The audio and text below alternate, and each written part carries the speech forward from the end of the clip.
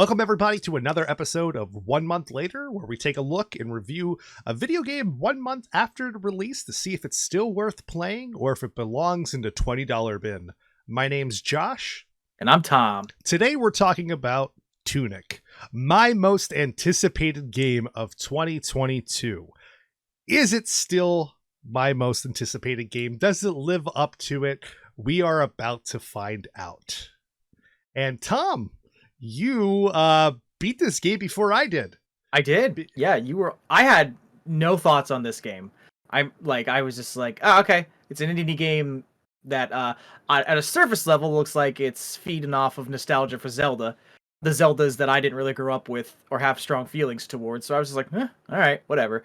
But I picked it up one night, and man, I blazed through this. This was something. This was, for me, an unexpected surprise. Right. So let's dive in really quick and talk about our anticipation level for Tunic going into the release of this game. Okay, I'll do mine really quick. Zero anticipation. Josh? All right, awesome. Wow. Okay. So they started making this game about 7 years ago, and about 5 years before the release now is when we got the unveil of this at an Xbox conference, and I said, oh my god, this game looks amazing, this game looks great. It looks like The Legend of Zelda, which, as you can see, it really does look like Link. It looks like, the classic Zeldas of yesteryear, and it looks like Disney's Robin Hood, which is one of my favorite Disney animated films, all combined together. What isn't there to love about this? So I was extremely excited, and then nothing came, and then next year nothing came, and then the next year nothing came, and then the next year nothing came, until last year we got an announcement that said March, and I was like, oh my god, it's coming. And I remember at E3 I lost my shit. That was the only announcement that I freaked out about. I yelled, I screamed, I lost my— You did? I was there. Yeah. It was one of those things like, oh man, like I couldn't have had a reaction as pure as that, because it was just so simple. All they did was show me an announcement and a reveal date, and that was it. That's all I needed. And the game came out, and I didn't play it for like a week or two after, because Elden Ring came out, and man, my world has been rocked by that game. So but don't worry, I played it, I beat this game, and I have things to say about this game. So, yeah. So, overall, our experiences with Tunic, Thom. Talk to me about your experiences. What did you— because you said you kind of went in, you took it, you ate it all up. I did. You drank the Kool-Aid, as the kids would say. It was a delightful drink to taste. So my kind of just easy summary thoughts is, honestly, this game embodies the feeling that older gamers have always told me the OG Zelda games made them feel, but I just never connected with.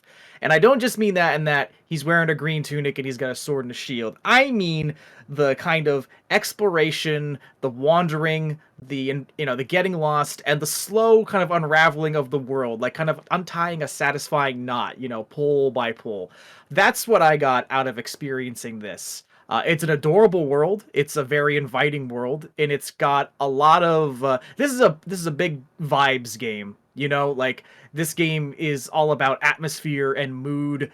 From location to location, you go from kind of like, ooh, I got, a field of wonder. Oh, look at this meadow. I'm gonna explore it. And then, oh, this is a creepy ass, canyon. What's going on down here? And you just ride. You ride those emotions bit to bit, and I loved it. I legit just loved being in the presence of this game. It was very soothing in certain ways. Like, you could meditate to this game. Yeah, the music to it is fantastic, and I know we're going to talk about those particular pieces, but you mentioned about what kind of brought you into it and how it made you feel, because like you said, you haven't really dove into those original Zelda games too much. So like, why did this stand out to you so much though? Like, why did you love it? Why did you, or I assume you loved it. I assumed you were attracted to this game. Like, I was attracted to this game. Oh, I wanted to take this game out for a nice pasta dinner. No, I'm taking this game to Olive Garden. exactly, exactly. No, here's the thing. This game's world, as presented, was exciting and mysterious in a way that, again, look, I've given enough of the 2D Zeldas their day in court. You know what I mean? I tried. No, thank you. No offense to anyone who does like them, but this did it for me. Just like I think it comes down not just to like the world design, but probably also the soundtrack and just the broader sense of mystery with this game. Because when I say like this game doesn't hold your hand, I don't mean like, this game doesn't give you breadcrumbs or tell you what to do. This game literally gives you information in a language you can't read. So it's tantalizing. I get that I'm on an adventure, but you really have to do the work to figure out what you're questing towards. And that was just so attractive. I was like, wow, ooh, like I wanted to figure out everything I was doing. And that's what kind of like hooked me in. What about you, Josh? Yeah, so my overall experience with this game, I want to say was the sum it up was overwhelming. Okay. I think there was so much to this game. Coming into it, I played the demo when it came out like about a year prior, and I loved it. It played very similar to Zelda. It played very similar to the way that I thought this game was going to play. And getting the full release of this game, there was so much that was different. There was so much that just was a little off for me. There was just so much that it didn't click for me at first. And coming off the heels of Elden Ring, I don't know if that was a healthy thing for me with this game. And that might have been what kind of made me step back a little bit and have a different outlook on this game. Like you were saying, this game makes you do a lot of things like by yourself. It makes you have to discover the entire language of this game. You don't know anything. And when you yes, that's an old gaming style of yesteryear of you don't know how to do anything in this game, so figure it out. But it's to the point where by the time I got to the end of the game, I still didn't know what any of my talisman did. I still didn't know what any of my items did. I still didn't know what anything in the world did. And it was a little frustrating. And like I said, I think the best word was overwhelming because there's so much. And I have a lot of my least favorite parts. Now, there are some great things in this game. I think this game for me was a wrong place at the wrong time. It hurt me. It really did hurt me, but I think there is something great to come from this game at the end of the day. So we are going to dive a little bit deeper into that here in the upcoming pieces. Okie dokie. So when you dive into it, how long did it take you to beat this game, would you say? I want to say in the 16-hour range. I wasn't really counting, but I played it in as many bursts as I could over like a week and a half period. Okay. But it was a game I was excited to get back to. You know what I mean? Like I couldn't wait to play Tunic again. What about you? So my gameplay was okay, so if I took just the core pieces of the game, I would say maybe 6 hours. If I took the amount of times that I had to wander around because I didn't know what I needed to do next, I would say between 12 to 15 hours. Okay. And that hurt. That hurt because that means I doubled my gameplay because I didn't know what I needed to do. And it all came down between the game not telling you what you need to do because you gotta figure it out yourself. Well, yes, I get that. But oh God, I just want to there was so how you said you wanted to get back into the game. There was times where I sat down at the controls and I said, I really don't want to boot this up right now because I know I'm going to get frustrated. See, I just think that's so funny that we talked about this off mic already, but it's one of your most anticipated games in recent years. I gave 0 Fs, and then you have such conflicted feelings about it now, and I legit very much care for this game. Very very much dig it. So keep where do you want to focus on next? Because I could say a smattering of things, but where do you want to go next? So let's focus on a spoiler-free version of our quest, our time, like the story of the game. I'm gonna counter you. How about Okay. no? And how about we put a time code right here, a skip to, because Okay. I really want to tear this apart with you. If you don't want the game to be spoiled for you, go to this time frame right here. Let's just do a simple one real quick. Did you /understand the story, Josh? Did I like it? It was all right. Did I understand it? Yeah. Okay. What about you? I liked and understood it. So Yeah. now we're gonna spoil it. So give me your interpretation of everything that went down. I mean, if you've played Hollow Knight, you know exactly how this was. It pretty much was the same ending of Hollow Knight. Which ending did you get? Okay, so I didn't get the Golden Path ending. I'll tell you that right now. I got the normal generic ending where it was the boss's name at the end kind of spoils what's going to happen. Why are you fighting someone named the Heir? That doesn't kind of make sense to me, but you fight someone named the Heir, you beat someone named the Heir, which means now that you've become the new heir, which becoming the new heir means that you have now been trapped into the prison until someone comes and rescues you from it. Then you will fight them, you will be released from that prison, they will be taken over, so on and so forth, setting down a unlimited chain reaction. Sure. That is the bad ending of this game, and from what I have looked up, it is canonically like the bad ending. There is a good ending. So I Right. remember when you were telling me that you really struggled with the Heir, the boss fight. I kept telling you really should go and collect all the pages of the instruction manual before you fight the Heir. Now you promised me you weren't going to do any digging. Do you know what the good ending is? No, I know in the manual it says the Golden Path. Okay. I don't really know anything else about it. Okay. So 60-second plot recap, I guess.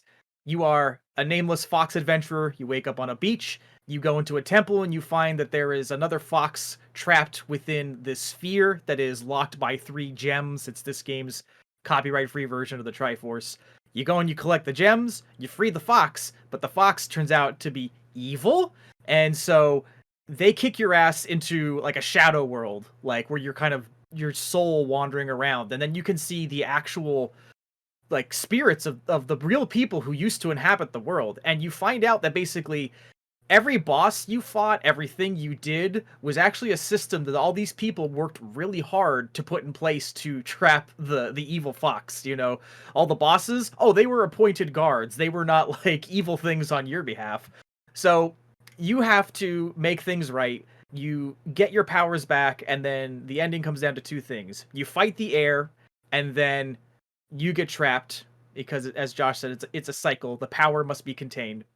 So here's the good ending, and the good ending comes down to something about this game that I came to enjoy as I digested it, and that this is a really meta game.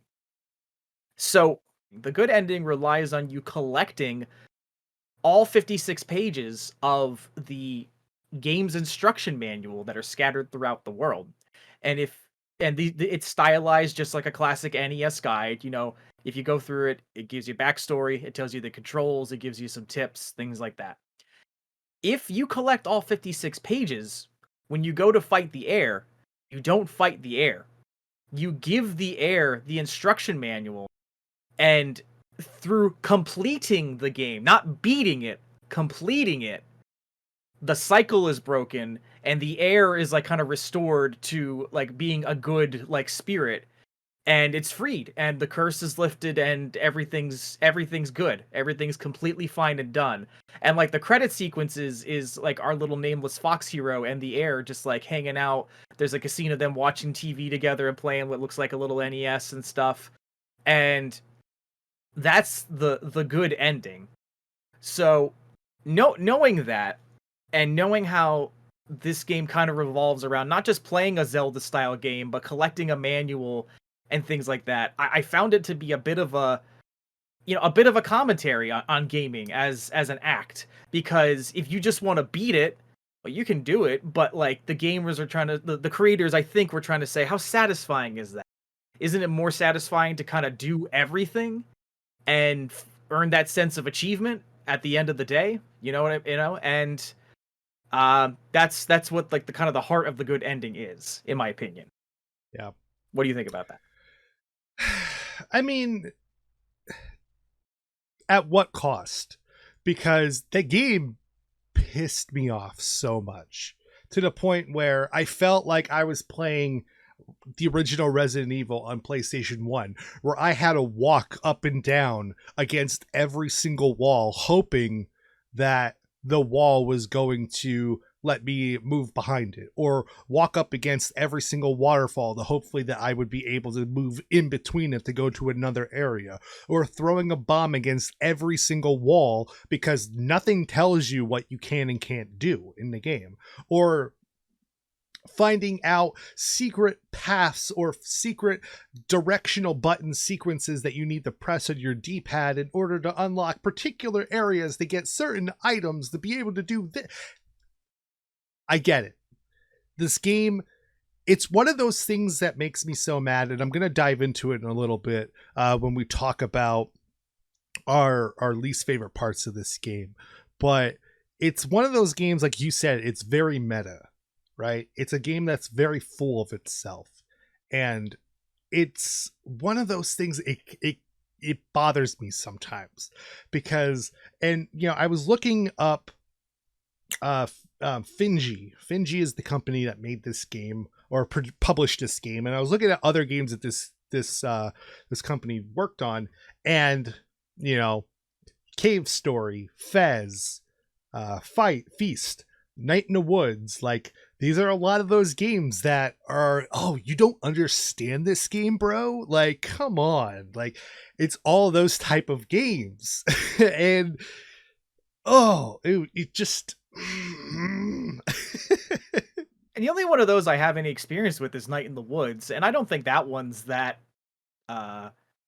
I don't think that one is that condescending by any means. I think Night in the Woods' biggest problem is that it bails on its own interesting concept for something a little bit more boring at the end, honestly. Right. But no, I mean, so what I understand the frustration, but at the same time, the game is, how do I put this? This seems to be a very deliberate throwback to the late 80s, early 90s. Not just like always in design, but literally in cultural execution. Because there's I remember this from gameplay. I'm cheating and looking it up right now, but pages 45 and 46 of the completed manual, right? They're a spread, they're a full page spread, and it says clearing the game or seeking an end. And it's what I said about like the two endings are, it's just beating it versus completing it. And in clearing the game, it's, just beat it. But for seeking an end, what they say is share your wisdom. Like they're actively encouraging you to go talk to other gamers playing this game, like you would do back in the day on the playground. Trade stories, trade tips. This is a game that, like, I didn't know anything about the Golden Path until I started digging around on Reddit and looking online, and I was like, oh, of course, it was right in front of me. I just didn't put the pieces together like that. And this game is saying that's not a bad thing. Like, we don't want you to play this in isolation. We want you to, like, play this, like, through others, like you had to do, like certain gamers had to do growing up. I don't know if people play Right. Roblox by trading tips on the playground, but right. yeah. So let's come out of spoilers in 3, 2, 1. And we're back from spoilers. Now we're going to be diving into our least favorite parts of the game. because I like to talk about the least favorite parts before we talk about the most favorite parts, Tom. Okay. Because let's get the crappy stuff out of the way first.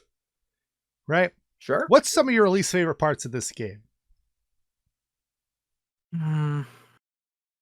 It's a little difficult because things that I was frustrated with, I began to kind of realize were baked into the ideas of the game, and then I don't want to throw them under the bus in that regard.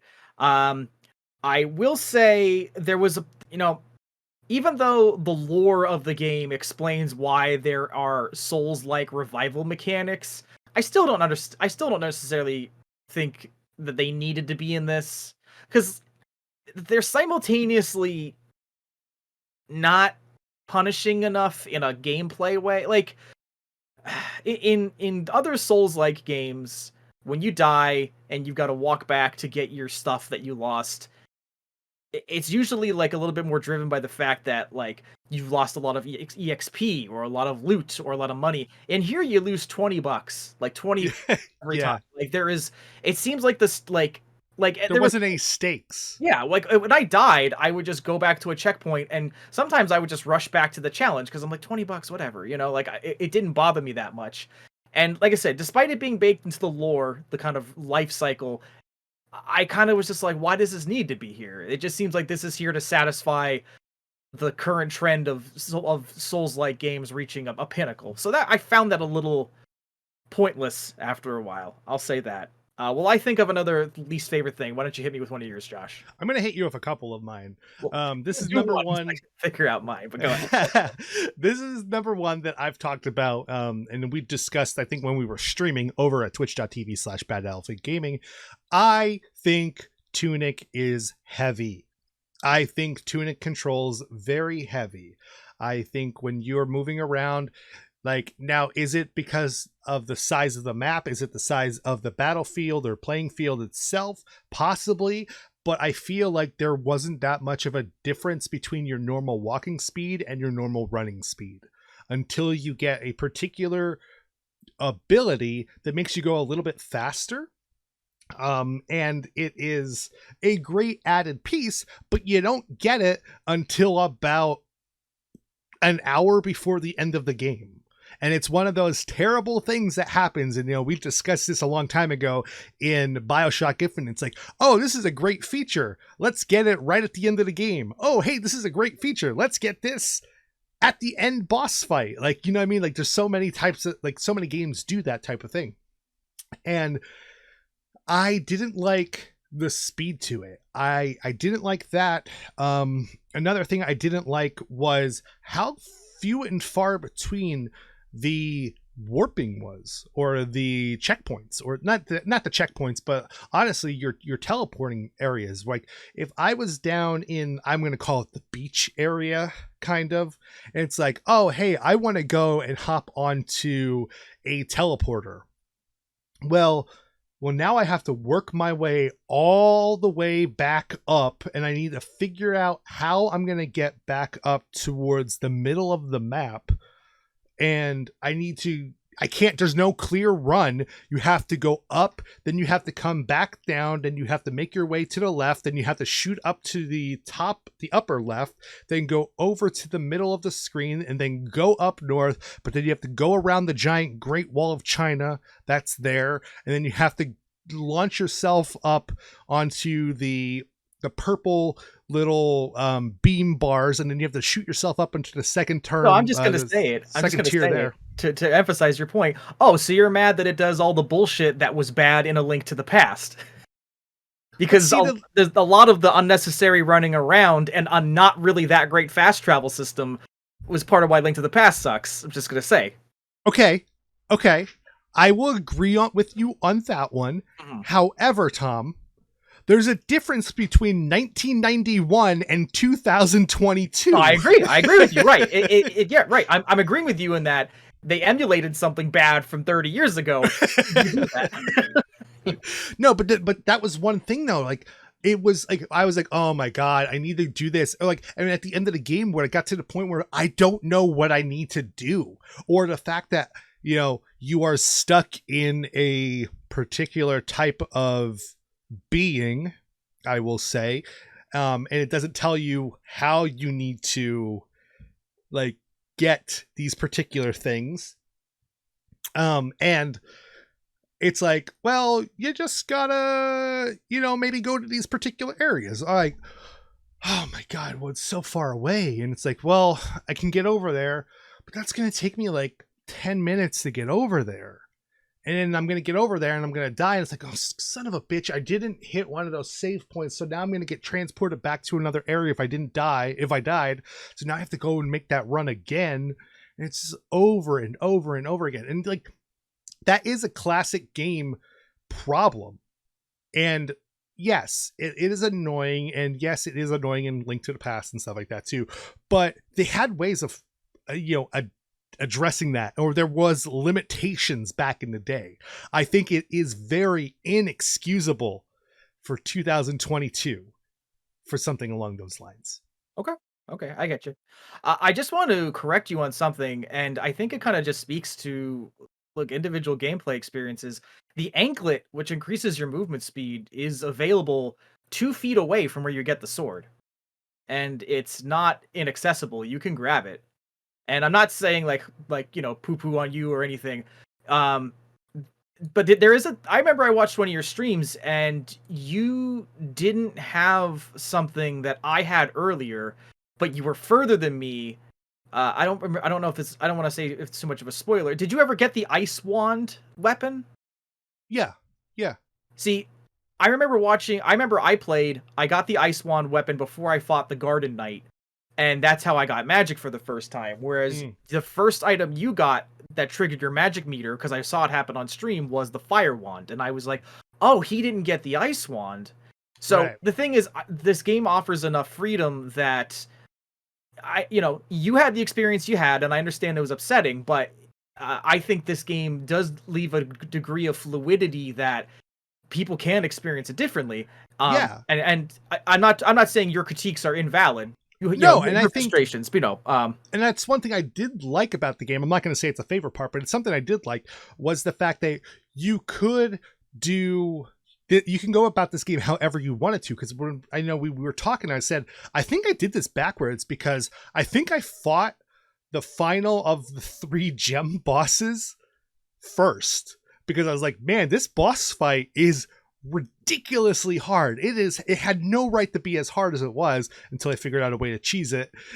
So I don't think it's actually spoiling anything to just to name them. So are you talking about the siege engine, the librarian, or the scavenger boss? The scavenger boss. The scavenger boss was the one that gave me the most trouble. And when you did tell me the solution, how you beat it, which was a great way to stretch the boundaries of the mechanics, I was like, God damn, I wish I had figured that out, And but it was one of those things though, like I thought that was the hardest one. I was like, I feel so underpowered compared to the other ones. I honestly think the librarian boss was the best boss fight in the entire game. The librarian boss is really funny for me because I agree that he felt the most intense and rewarding, but like I had 2 encounters. I had the first one where I was vastly underpowered, went and came back, and then I kicked his ass in one go. It is a game that says if you're not ready for this, go walk around and come back. And it leaves you open to that. Right. So I want to something I'm gonna say that I disliked plays into something that you didn't like, but already something I kind of defended. But let's just get down to it. Okay. I agree that there were points that were just so obtuse and so unclear that it kind of bordered on frustrating and displeasing. And you yourself have said there's just points where what the hell am I doing? And I of course earlier countered, this game encourages you to share your wisdom, talk to people. But playing this in the first month of release, there was a lot of the community that as a group hadn't figured stuff out yet.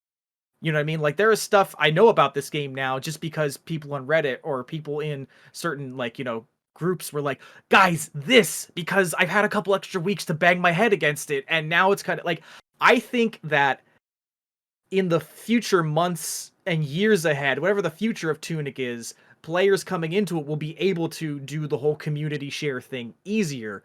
But yes, in this first month, for me playing it, I'd be like, I'm lost, and the community is like, we're lost too, don't know what to do. But going into the first bell tower, I think it was the East Bell Tower, Mm-hmm. that I needed to find. There was a room where you go into it, you clear a boss, and that's it. There's nothing in there. And I'm like, what do I need to do? What is the problem? And if you're not paying attention, because the room is dimly lit, because I don't know why, but behind a pillar, there is a very teeny walkway. And you got to go to that walkway, which leads you up to a set of stairs that lets you go up to a second story. And then you go through there, and it lets you go up to where the bell tower thing is. And I'm like, I would have never noticed that if I didn't have my brightness turned up all the way. Like, that's annoying. Like, and I'm like, that's now because I'm playing with the original settings that the game wanted. I would have probably missed that 100%. Or if I was sitting on a couch further away from my TV, I probably would have missed that. But since I'm sitting close to my computer screen playing this game, I noticed it after 2 hours of running around on this screen. I got you. I mean, hey, but again, it's paying tribute to a lot of the crap like that happened back in the day. Me Right. running around a dungeon in Link to the Past and just missing the one minuscule cracked wall that was the one I was supposed to bomb, and everyone Right. yelling at me in the chat, "How could you miss it?" And I'm like, Right. "Fucking A." The last So, thing, the last kind of thing is just a certain kind of environmental movement.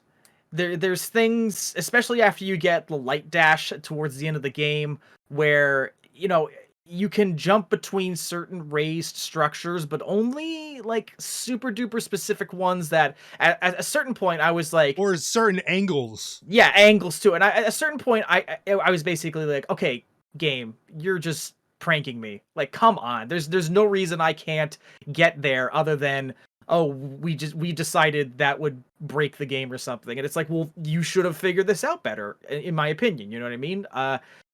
It's frustrating when in your brain it's like that should logically work, but the game is just like, oops, too bad. But at the same time, it does work. It's just you're not doing it the way that the game wants you to do it. Sometimes, right? But you're hitting it, Tom. You're hitting it at an 87-degree angle instead of an 88-degree angle. Of okay, course. No, you're right. You're right. But no, there's just examples where I'm like, I can see that cliffside. I can see there's a ledge there. You want me to go around because you didn't program in, like stop it. Yeah, was not a fan of that.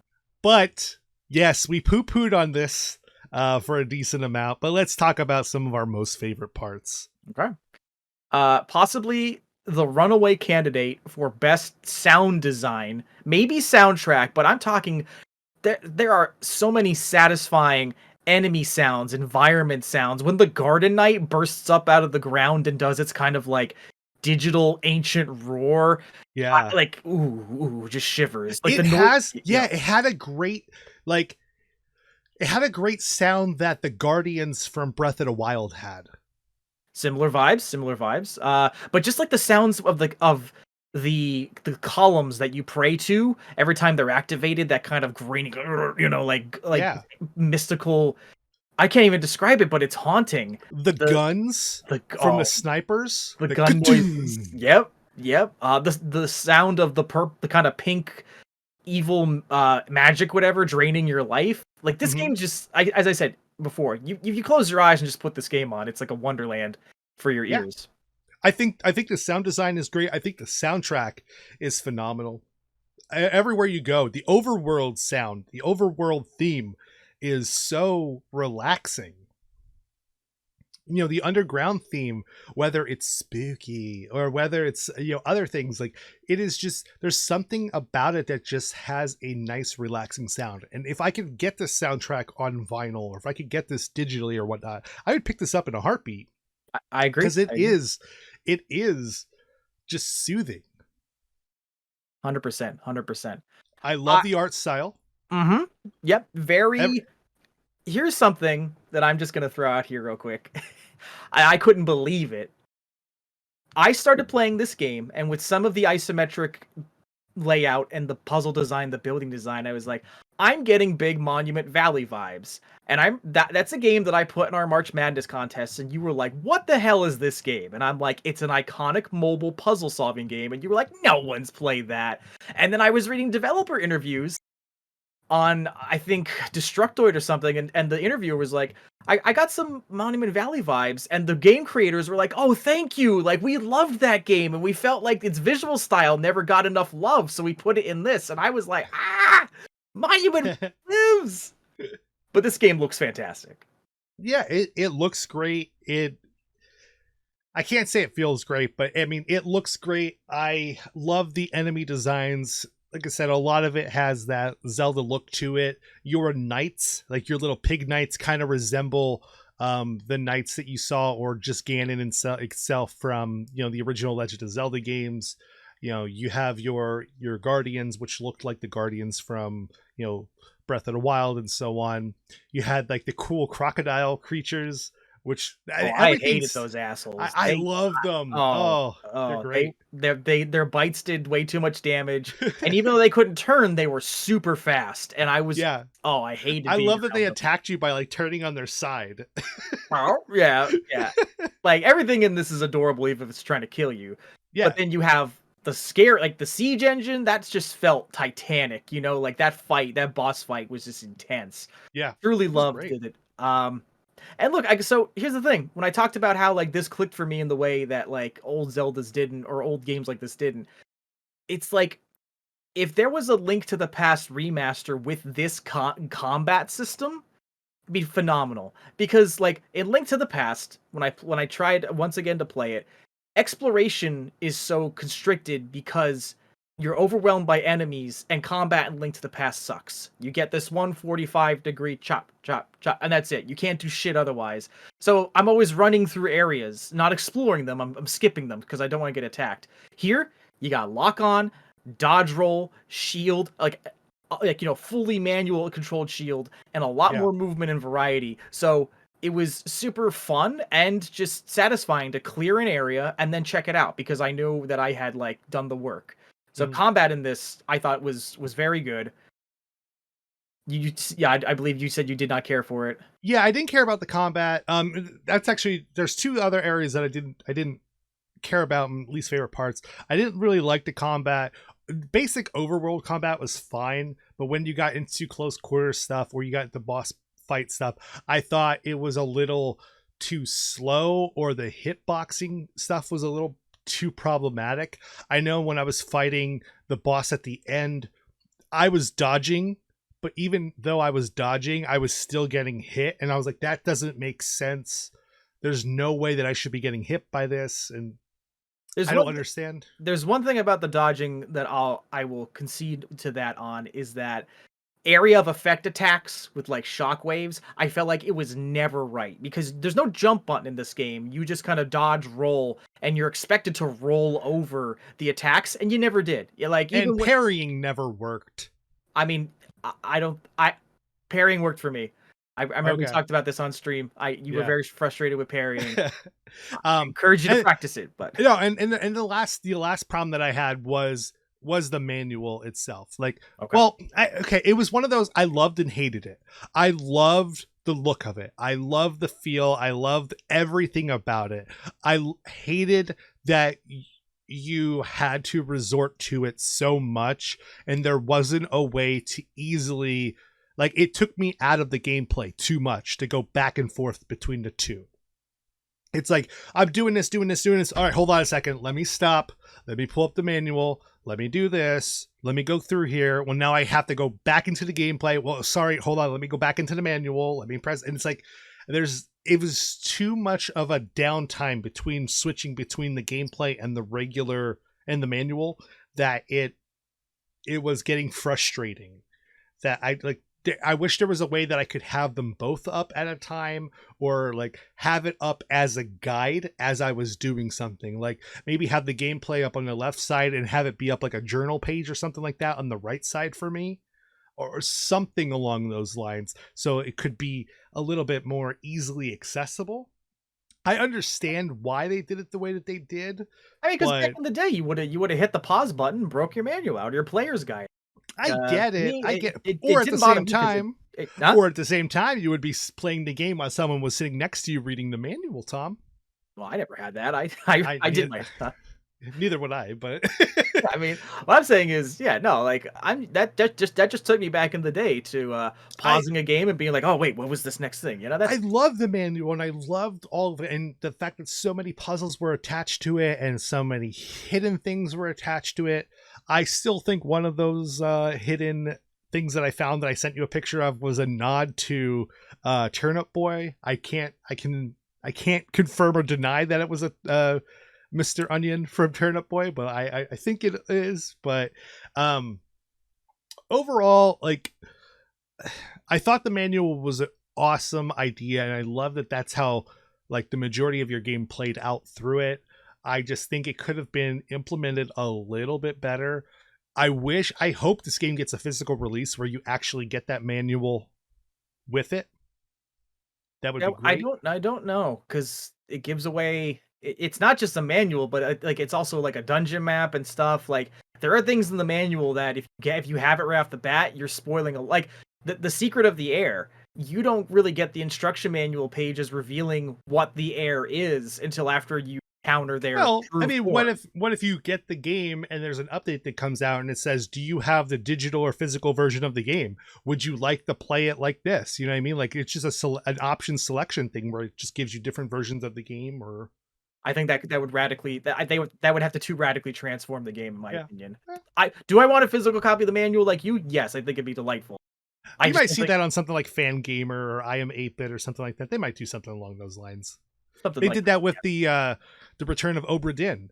One of those websites you can actually buy the journal from the Obra Dinn in there, and Ah, I think that's awesome. But okay, nice, nice. anyway, 1 month after release, Tom, how do you feel about this game? I think this game is absolutely worth playing. It's probably one of my most enjoyable indie game experiences. And, you know, a month later, as I said, as the round it has, I would make a case that it has gotten closer to its intended goal and therefore probably more playable. So I think this is something worth picking up. And who knows? I think this has a chance to age very well a month out and maybe years ahead, but we'll see. What about you, Josh? As of right now, I don't think it was a great choice to release so close to Elden Ring. I think there's a lot of fatigue that came from it, and that might have been towards a lot of my frustration to this game and a lot of my disappointment to this game as well. I think when I went into it, I went in thinking, coming off of that demo, and thinking that this was going to be one particular type of game, to getting the full release and it being something completely different. It was a little bit more eye-opening, and I think I was just so worn down that I was like, I don't think I want to do this again. And while everything was there for me, I don't think it was one of those things where it was the game's fault that it presented itself the way that it did. I think overall it was the fact that I was just like, I'm too tired to do this right now. I'm too tired for all of this. If I played this before Elden Ring, I think we would be having a different conversation for how I feel about this game. I think I'm going to go into it in a couple months down the road to see if I feel any different, to see if there's anything else that comes up, maybe, to try to do a 100% playthrough of the game, maybe with a guide or something along those lines, to see how I feel or what's different. Because I know when I got to the end of this, I looked it up, my character was completely maxed out and I still felt underpowered going into the end of the game. So I feel like there was stuff that I was missing, or Yeah, stuff that was you were missing the manual because going into it, you're not supposed to have a final fight. That's the thing. right. Like the fight, if you fight at the end, it's supposed to be difficult because that's not the intended theme of the ending. So Right.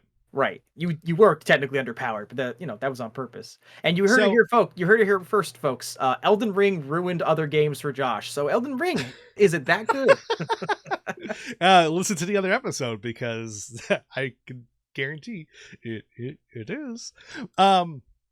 But would I recommend it? I think I could recommend it, but just to kind of lower your expectations to what you're going to go into. I think agree on that. And I this is think not, you're gonna, yeah, don't go in thinking it's going to be like a Legend of Zelda clone. yeah, Don't go in thinking it's going to be a Dark Souls, indie Dark Souls game or something along those lines. mm-mm. It had at times a little bit of shades of Hollow Knight, I would say. It had a little bit of shades of Dark Souls in there, but I mean, it's its own thing. And, you know, I think it's a great mixture between Link's Awakening and Hollow Knight. Interesting. Gotcha. Like the new Link's Awakening that came out on the Switch. Right, with the diorama kind of construction and Yeah, everyone looking yeah. like little toys. Yeah, I get you there. But again, I agree 100% with Josh. You know, I'm sure that it's obviously just through the nostalgic influences that the creators put so much Zelda-esque stuff in the marketing and in the presentation. I think that kind of maybe hurt the game a little bit because it is its own unique thing. And Yeah. you got to go into with this. Don't be like, "Yay, old Zelda." It should be, "Yay, new game." Yeah, yeah, and that's what, you know, and right now in 2022, it is so easy to compare games to other games. This is the Breath of the Wild of this. This is the Elden Ring of this. This is the Dark Souls of this. This is the blah blah blah of this, right? It's so easy to get caught up in this. And while, you know, there were some great things that we said about this, there were some negative things we said about this. This is, I think, a step in the right direction when it comes to some great isometric third person retro inspired indie games. Absolutely. So overall ranking, Tom, on the official 1 month later ranking system of a 1 to 10, what do you give Tunic? I would give this an 8 out of 10. 8 out of 10. Yep. Very playable. Does some pretty interesting things for gaming as a medium of like storytelling and interaction.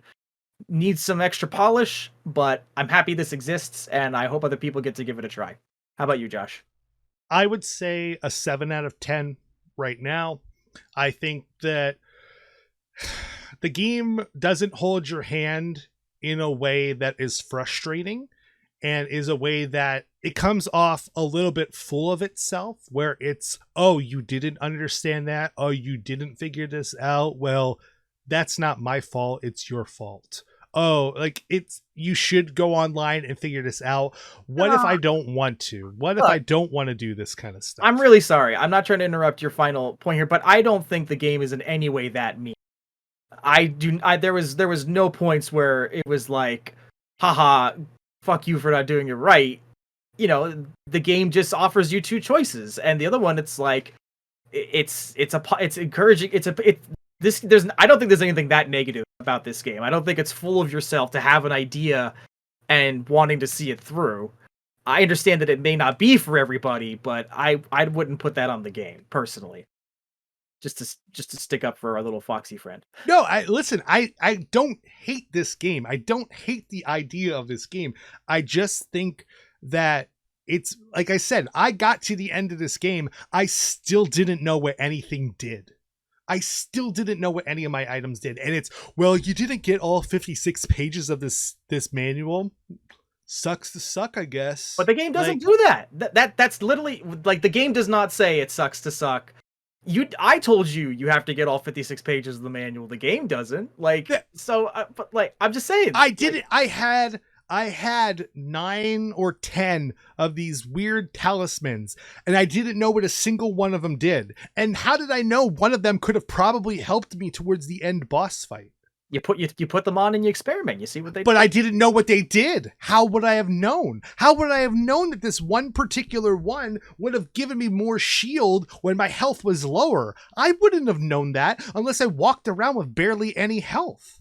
You go online, you talk to the players. Oh, hey, this one, if I put it on, automatically gives me only 1 health point and you can't heal yourself? That's stupid. Oh, but don't worry. You can light all of your enemies on fire. Great. What the hell is that going to do for me? Everything hits you and you're automatically dead. You have horrible rolling abilities. You can't do any of that kind of stuff. This game doesn't tell you anything. And it's like,